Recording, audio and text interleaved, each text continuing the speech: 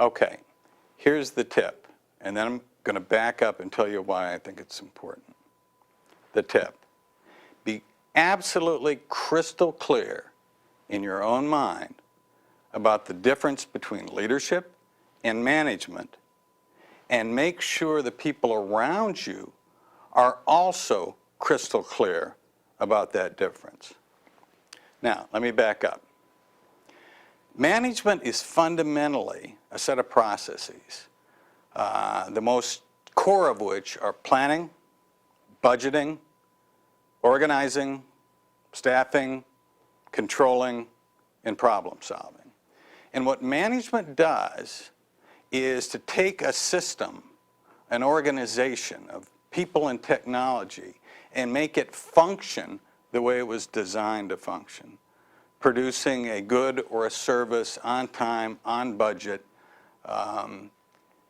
absolutely the way it was designed to work. What leadership is it's a set of processes involving creating a vision of the future and a strategy for getting there, for communicating that out to people in a way that gets them to buy into it, and then creating an environment that motivates those people, that inspires those people to want to make that vision a reality.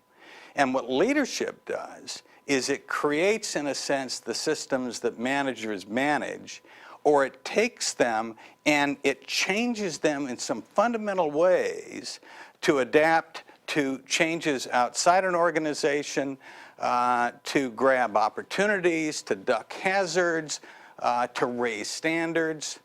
Both are obviously very important, but if you don't get it clear what each is, you run into these problems.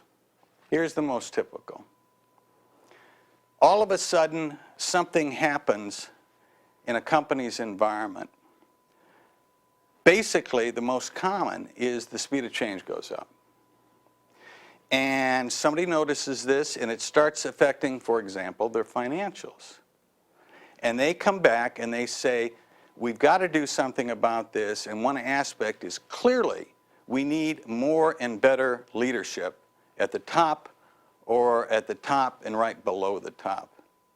And those people really try hard to beat away at that.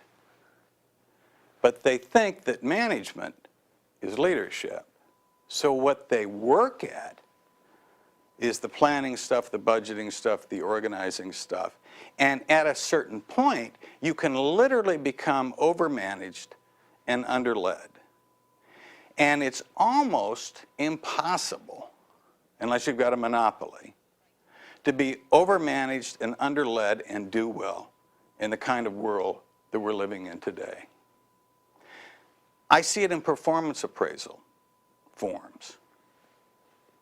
People are trying, the leadership word is coming up more. There it is in the performance appraisal. And I look at the items underneath it, half of them are management items. So because of the lack of clarity, as they try to cram that into the system, into succession planning, into recruiting, what they're in reality doing is promoting more people who are good at management, bringing in more talent that has management potential, not leadership potential. And they're not solving the real leadership problem that can help them deal with this increasingly turbulent, changing environment. You got to understand the differences, and the people around you need to understand them. And if you don't, you get yourself into trouble.